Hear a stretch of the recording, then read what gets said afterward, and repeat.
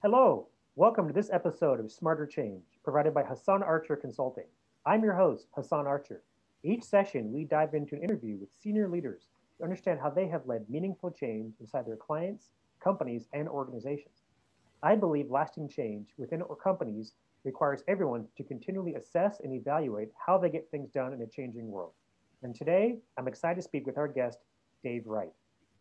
Dave has been responsible in some manner for providing sales or service for retail sales for the past 36 years. His past experience, including managing operation departments, smaller stores, phone rooms, catalog sales, retail installation support, operations, customer service, remodels, and remodel sales, in-home sales training, and in-home sales. So, Dave, I'm really glad to have you on here today. Welcome to the show. Glad to be here. So, Dave, just to start us off here, in your own words, why don't you introduce yourself to our guests? Well, I'm kind of a curious guy, and I like to change things, and I like to do different things. I like to learn things that are new. So, I worked for a major retailer where I could apply for different jobs. I learned the structure, and then the support was always available. I had lots of bosses and managers that had vast experience. And as a result of just being curious, I changed jobs every year or two, even if it wasn't a promotion, in many cases, going sideways. And I developed a reputation of knowing a lot of business details that others didn't possess. So I had an unusual combination of knowledge. I actually ended up on the service side of the business, despite the fact that I was always very successful in sales. Very interesting. So, throughout your career, all these departments you worked with, managing sales, managing service and sales together. What are you really proud of as far as changes you put into place throughout your career? Well, a lot of the things that I did would be considered minor adjustments. I tried to have a positive influence on sales or a negative influence on costs, just very simply those two things. So you do those two things. I had a math background. I tried to create clear guidelines for people that I worked with that would help increase sales or reduce costs. So I tried to keep it simple, stupid, basically. Keep it simple. I like that. So I know that you were I managed. was, Go ahead. yeah, I was most proud of the team that managed HVAC and sales in the West. We were uh, kind of an afterthought, and they threw a bunch of people together. Everybody was kind of a little concerned about their jobs and really focused. And in doing so, we could isolate markets, so we could have a different program in Riverside than we had in Los Angeles. We could have different seasons. We had all of these controls that you generally don't have. Usually, at the national company, they advertise snow blowers in Los Angeles. If you're not careful, people just don't. They live in Chicago. They don't think about it. That it doesn't snow everywhere that they manage. But anyway, so we were able to create. Clear some of the obstacles that are usually in a corporation to success. And basically, we had every salesperson and every sales manager ran an increase in business. So you worked at Sears for a long period of time, correct? 32 years. 32 years at Sears. So that company was obviously very, very big in its heyday, very national in its scope. What was Did they have this issue of looking at the country as a whole and selling snow blowers in Hawaii, or was that um, how did you deal with that in your role as you were talking about segmentation and being specific to what markets demand?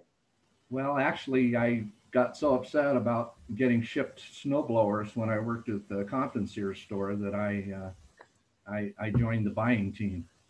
Um, they did have things like that. When I first started, they were a great company. Um, they were subject to a contract they made to avoid antitrust with the government. So they were in the process of selling off a lot of their manufacturing. They had to sell off their delivery. They had to sell off a lot of things, and in that process, things get a little muddied, to say the least. So anyway, they had to really undo a company that Walmart actually blueprinted. And there, actually, Walmart works exactly the same way as Sears did, with the exception of Sears paid people commissions.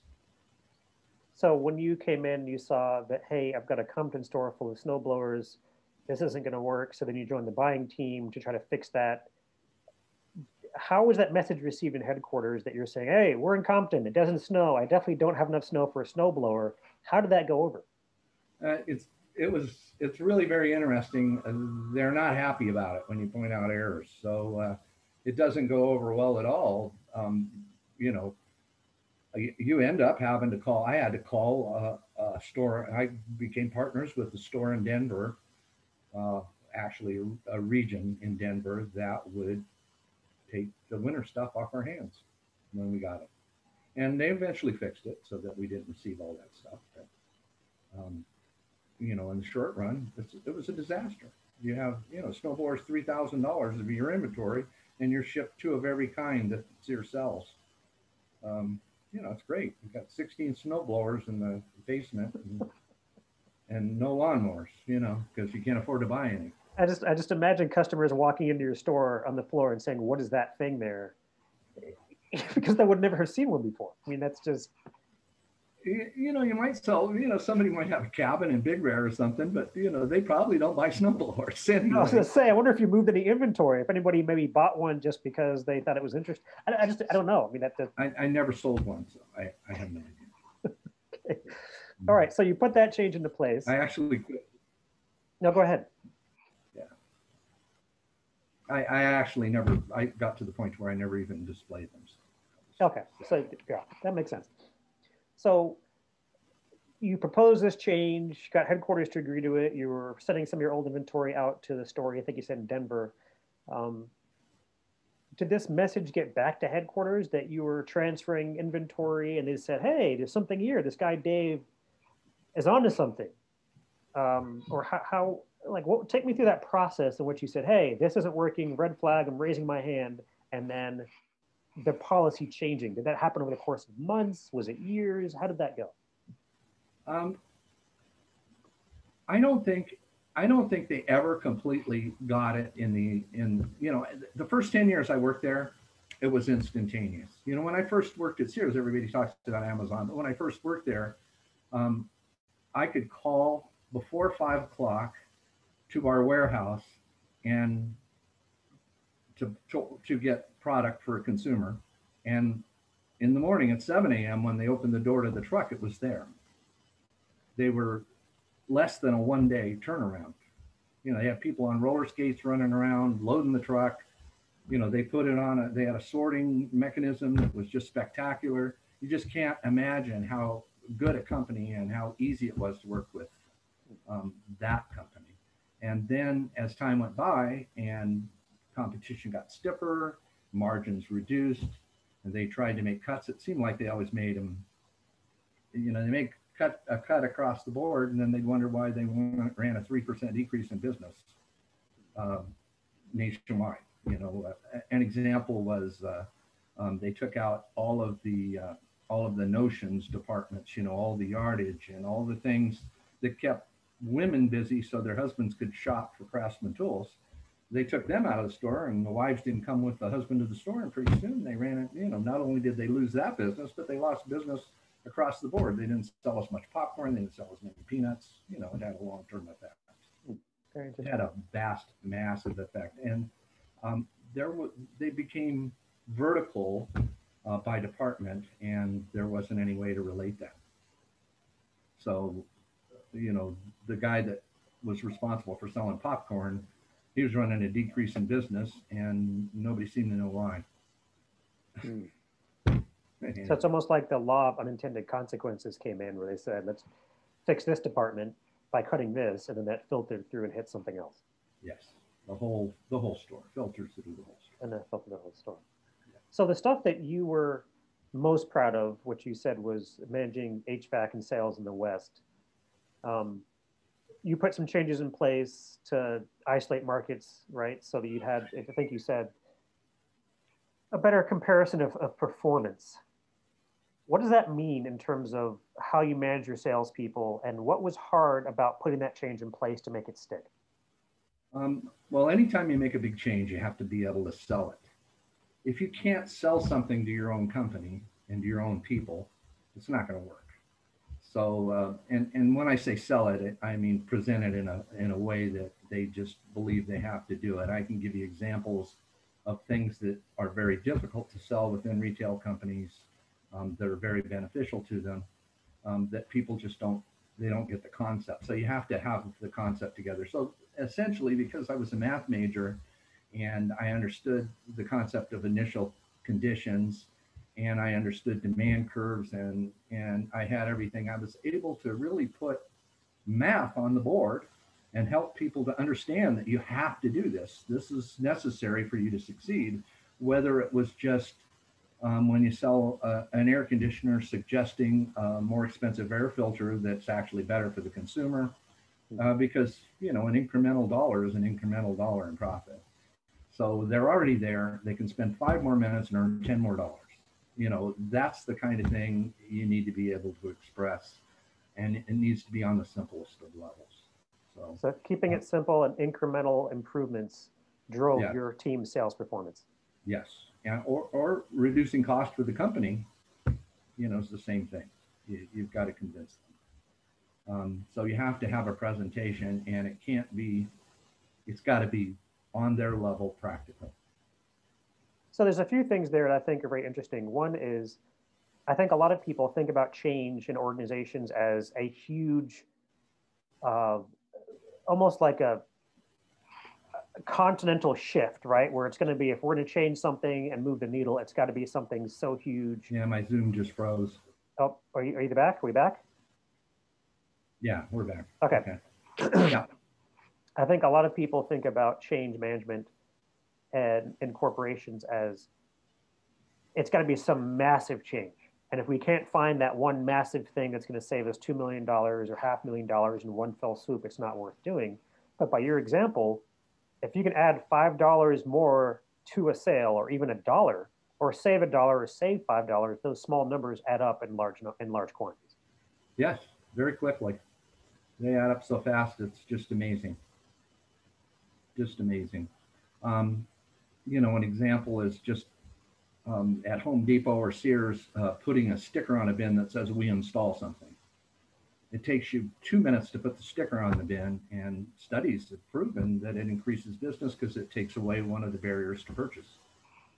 But try to get people to do it. They don't like the looks of the sticker, or it looks foreign, or it's not neat, or who cares? That's their attitude. And the answer is, people care. So you would actually have something really simple that somebody could do to increase sales and increase movement of inventory, and they would push back against doing it. Yeah. Yes. I'll give you an example of, water softeners. The average Sears store would sell a couple of water softeners, maybe 3 or 4 a month.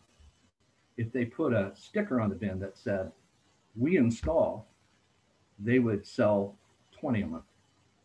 And, that's the most extreme example that I have. Most of them, it's a small percentage. But water softeners, it was actually 400 or 500%.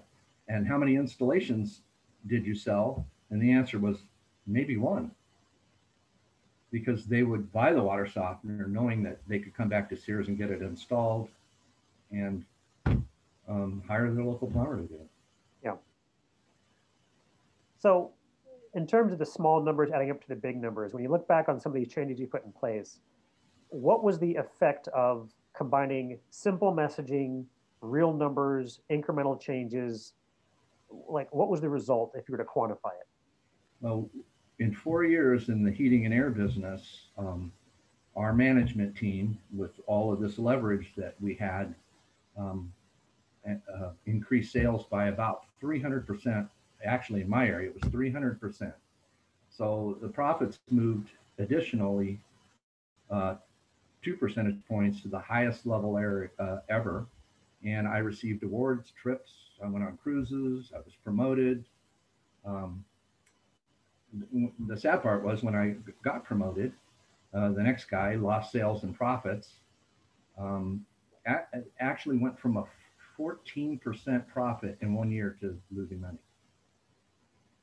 What? All right. Well, if you give away product, you lose money. You know what I mean? If you're always wanting to discount and you don't understand supply and demand, you're going to lose money. But anyway, in the long run, they ended up with about 8 people managing that same area I managed alone. And the reason they lost, they needed all those managers, was the people at the bottom level that I communicated so well with began to leave, the best guys. When you have a bad program, you lose the best performers first. And so that's kind of what happened. I was so disappointed in it after working on it for, 4 or 5 years. And then it just went in the tank in a year and a half. Again, you have to understand the demand curve, and you can't discount at the height of the season. The season in New York for heating and air is not even close to the season in Los Angeles. Yeah. I was just talking to a business guy that I worked with yesterday about some of these changes we see in organizations, and he said,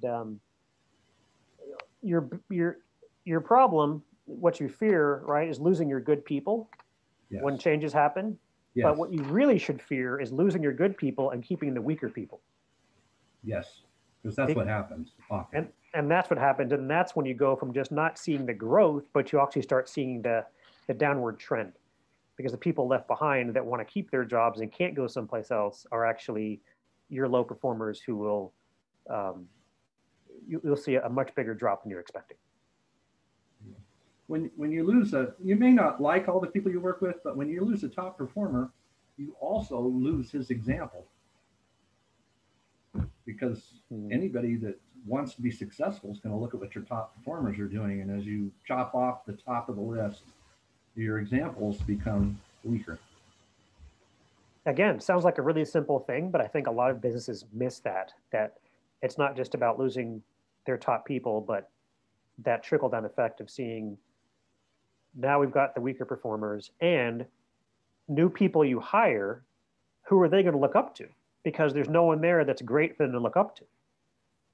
So will they end up following the example of the weaker performers? Or will they just turn over and leave within a couple of months because they say, well, this team is not going to be successful, and they're out? Yes. Yep.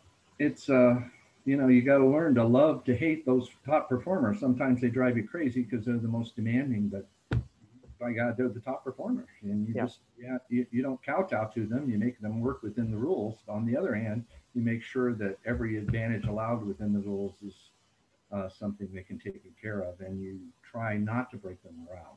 Yeah.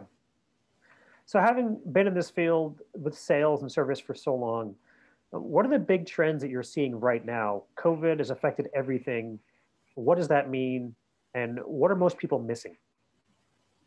Well, I think one thing that's happening is that people aren't actually doing the labor in as much as they used to in home improvement work. And by controlling through Home Depot and some of the big retailers, by controlling the product flow, they go make the purchase and then they try to find somebody else to do it. Where in the past, you wouldn't buy anything unless a tradesman or somebody that knew what they were doing told you it was the right product. So that's a big change. That's just a change in thinking. So I hate to generalize and say that they don't do as much home improvement, because Home Depot would lead you to believe that the opposite was true. But if you look at all the shows on television, all the remodel shows, I mean, there's a billion of them. They're giving somebody a budget and saying, I want this, I want this, I want this, and they're walking away from the job. And I actually managed jobs for Expo, and it was very much like that. So I see that, and I see the cost of labor at the peak of the season, because people don't understand the seasonal effect. I mean, you can't work when it snows. You can't work for a lot of exterior projects when it rains. They don't understand that. They don't understand why they pick the wrong time of year to do the work, and they inflate the cost of labor, and then they're not on the marketplace when there's abundant labor. So you've got to figure out how to level those things. I see people that don't understand rules and they're asking, they're thinking a gig worker, for instance, can install a dishwasher. Well, theoretically they can, but if you have a gig worker install a dishwasher and it leaks, the homeowner's insurance can say, no, we're not paying you. You've hired the wrong guy. You know, there's a lot of liability that's lost and a lot of insurance for the consumer that's lost. And I understand that, you know, a skilled plumber considers it an aggravation sometimes to install the dishwasher, but he's the guy. You got to respect that.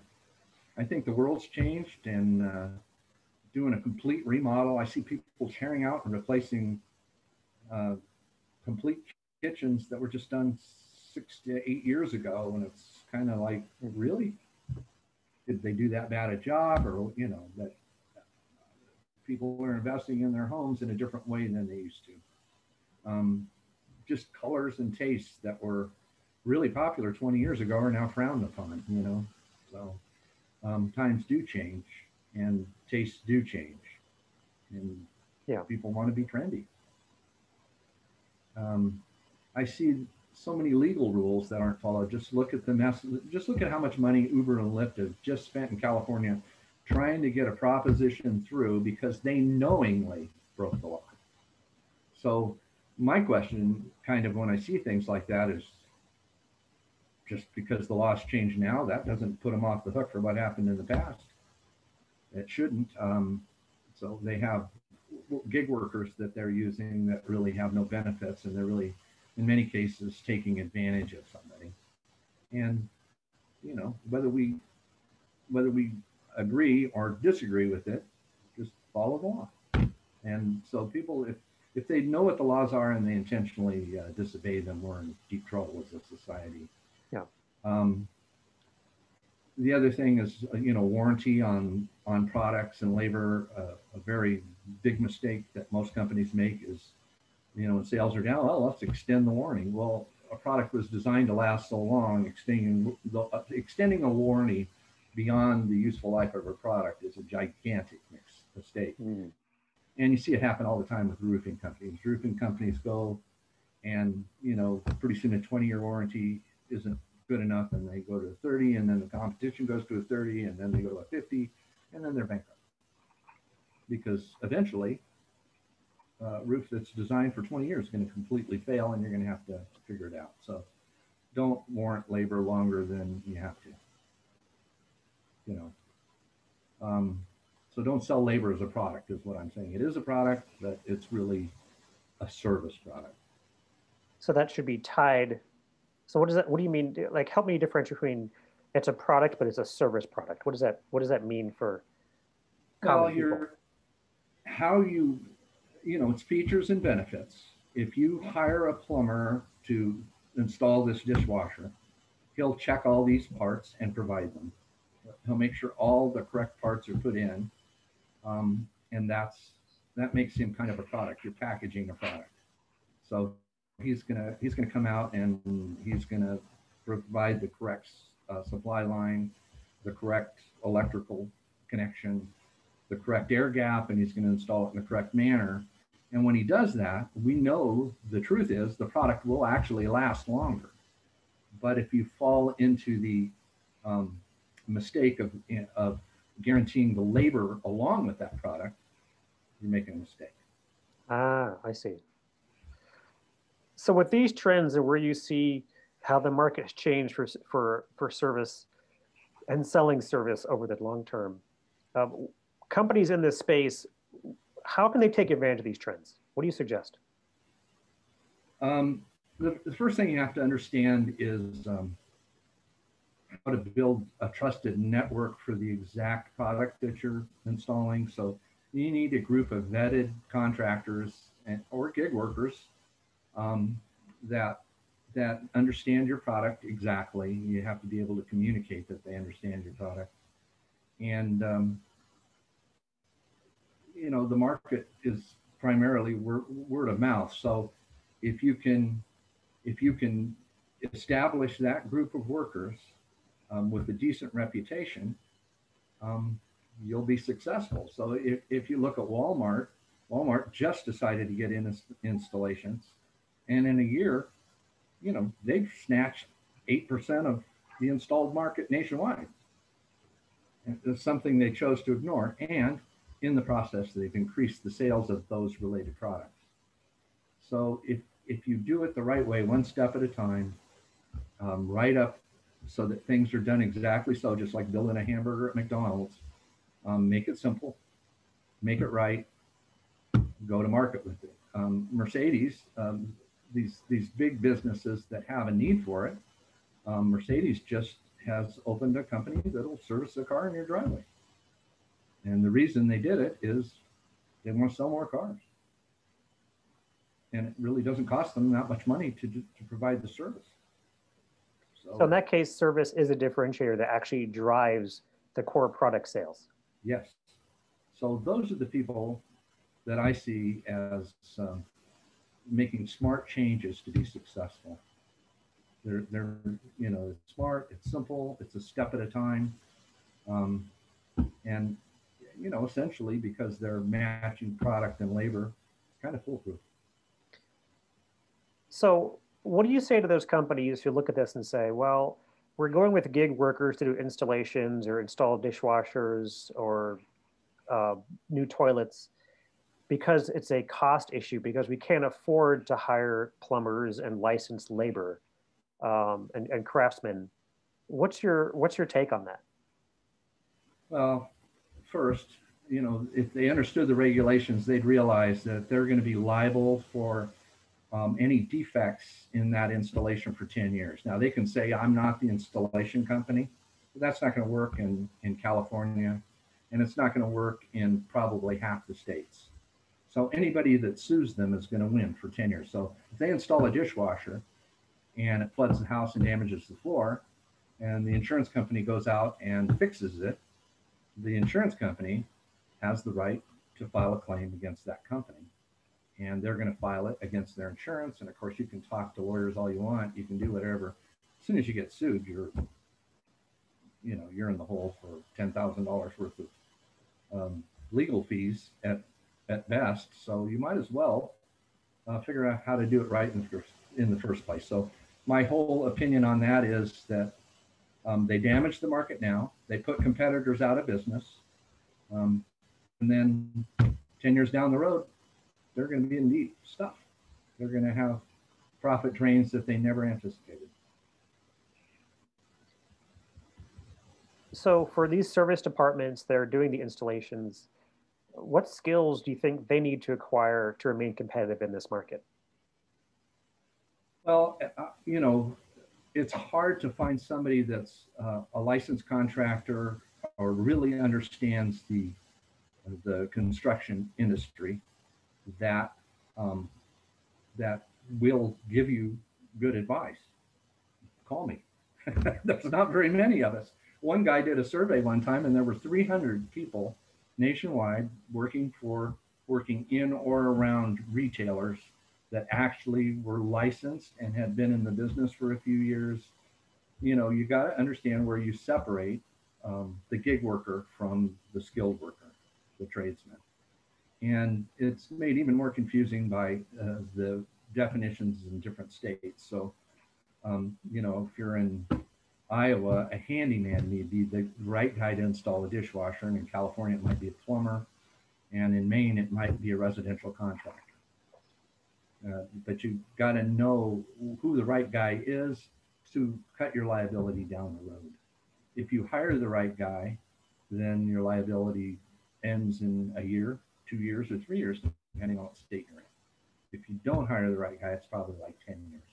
So then circling back to the beginning of our conversation, looking at nationwide retailers, they have to do the work at the area level to make sure that they're limiting their liability, even though obviously every company wants to say we can scale and let's come up with one rule that works for all of California or all of the Midwest or all of the Northeast. And your estimation is that's not going to work because of these rules, because of a liability, because a tradesman or a gig worker or a licensed electrician, those definitions actually might change in terms of liability, abilities, et cetera, per region. Yes. So, when I did manage a nationwide business, I figured that you needed 32 experts to cover the 50 states. There is a tendency, California passes a law, Arizona, Nevada, and Oregon, they might change their laws in a similar manner. Same thing in New York, New Jersey, Uh, so, there are states that write the laws in a very similar way.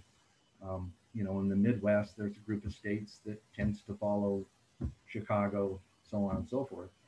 So you have those influences where the relationships are very similar. The installations are always almost exactly the same. It's just a matter of knowing who to hire, how to write it, and eliminate your liability. So really, to be nationwide, you probably need 32 true managers or so. And it gets less as the internet has caused everything to kind of standardize. Mm-hmm. So um, people read that they're doing it this way in New York. Hey, that's a good idea. Where before that information just, unless you went to New York, you would get it. Wouldn't get it out. I mean, it seems like on its surface, 32 people to be experts is a pretty small investment for a nationwide strategy of how to do this and minimize your liability for a company. That seems very doable to me in terms of it'll cost us this much. I would think so, but so few do it. It's amazing how few. You can't find a company that's really doing it. Some of the nationwide delivery services, they'll tell you, I don't install dishwashers in California. I don't install dishwashers in Oregon. I can install dishwashers in all these other states. They have created, but when you call them on the phone, they have area managers. And they know they live in those states. And, they handle escalations. They handle how to write the jobs up, how to do all those things for those states. And so the last thing I want to ask you here, the importance of having high quality contractors in your network if you're selling service to drive product sales. How do you keep hold of those good contractors? Because obviously there's a race to the bottom in a lot of these cases where a business just says, we don't value the people who do the installations, get me the cheapest person who, we've talked about liability issues. We've talked about, you and I were talking before this call about your experience waiting on hold for 4 hours to get some help with a dishwasher installation. I mean, all those things will hurt brand names, product sales, return business, right? All those things will suffer. So what would you suggest for companies to maintain their networks of high quality contractors? Well, the first thing is you have to really, I think you have to really have an accurate plan as best you can make one. So to say that you're going to install 6% of all the dishwashers that you sell needs to be exactly that, and then you need to relay that information to the contractor so they can hire. The one thing that I hear all the time is that's their problem, but if you're the person that sold the dishwasher, it's your problem. And so you need to figure out exactly what the demand curve is. And one of the great things I learned at Sears was just that they knew their demand curves, so they could transplant a demand curve, one demand curve on top of another.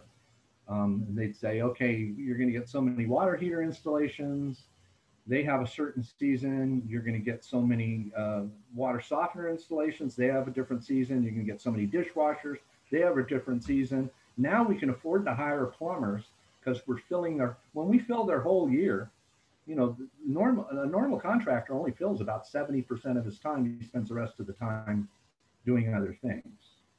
So if you can fill 100% of his time or 100% of the guy that works for his time, he's becoming profitable. And you have to pay attention to their profits. You have to make sure they're paying their guys enough money and that they're following the laws. And you have to audit that process. And that's why you need maybe 32 to 50 guys nationwide at least. In California, you're going to need 2. Yeah. You're not going to be able to drive to Reading from Los Angeles to solve a problem or talk to a city. Sure. I mean, you can try calling them. Good luck. In Yeah. person, it's always the better thing. But anyway, those are a base of guaranteed work is needed to maintain loyalty. Um, if they're doing the customer, you got to make it clear who's doing the customer service. You can't. The reason I was on hold for 4 hours is truly that they were the wrong people trying to do the customer service. They're trying to do their own customer service when it had really they had no control. So if you don't control the process, you can't do the customer service. So they should have made the company that they were dealing with very responsive to them and made sure that they routed the calls to the personal consultant.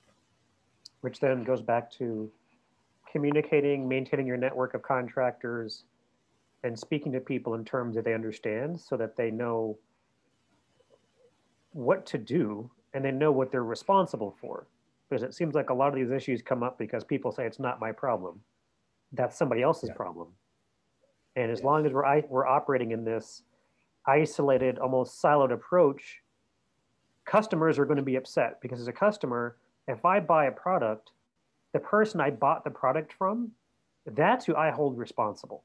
The fact that they sent someone out to install my dishwasher and it didn't go well, I'm not angry at that guy because I have no idea who that guy is and I can't find that guy again. I probably don't even have a card. He just came by, put it in and left. So I'm going right back to Home Depot or Walmart or whomever I bought that from and saying, Costco, fix this. And then they have no way to fix it because they don't know what happened. That guy maybe isn't even working for them anymore. And now they have to eat the cost. And he may only work on Tuesdays. He's got a regular full-time job. Hey, other people don't have to work on Saturday. I get Tuesday off. I can work on Tuesday installing dishwashers. Yeah. So, who wants to wait a week? So for companies that want to do product sales, or are selling a product, I should say, and they're adding service to, as you mentioned earlier, help generate more of those sales. If you're going to do installations, you have to be intentional, do it right, invest in your 32 people to make sure you're covering the nation overall, make sure you're actually auditing and spot checking the work that they're doing, and that you're communicating between those people in the field doing the installations with those people who are then also doing your customer support. So it almost needs to be a well thought out system you have to have in place in order for this not to come back and bite you later. Yes. And that's where a lot of companies are missing it because they're trying to do one piece of that and they're optimizing for cost on that one piece without thinking about the entire system. Yes, and you need to also understand that you're controlling demand with pricing. So you can't have a price that's so low that you're at the height of the season, you can't actually get the work done. So your regular price has to cover the contractor at the height of the season when people wanting to work 12 hours a day. Yeah. So he's going to divide his 12 hours up and figure 8 hours at regular time, 4 hours of overtime this time of year. He might be willing to do the work, but he's not going to be willing to, if it's $100, he's not going to be willing to work overtime for $100. So, you're going to have some function of averaging, and at the height of the season, you need to price accordingly. And then in the off season, you can show big discounts and maybe create demand. Got it. Well, this is fascinating, Dave. You have a lot of knowledge, obviously, in the space of service and sales with around retail and products. If people want to reach out to you and ask questions or just pick your brain on how to fix some of these problems, how would they best reach you? Oh, well, they can email me. Okay. At dave.wright@att.net. Okay. And they can find me on LinkedIn. David Wright, the last position I was in was for buy it install. David Wright is a very common name, by the way. It's like Jim Jones, so I can hide behind that a little bit. All right. Well, thank you, Dave. It's been a pleasure having you here as a guest and a participant on our Smarter Change podcast today. And for all of you watching, thank you. And for all of you watching today, just thanks for joining us today. Please hit subscribe on your podcast and visit me on HassanArcher.com and LinkedIn. And remember that if you have led meaningful change in your company, please reach out to me. Maybe we can interview you in a future episode. Dave, we'll talk to you soon. All right. Thanks.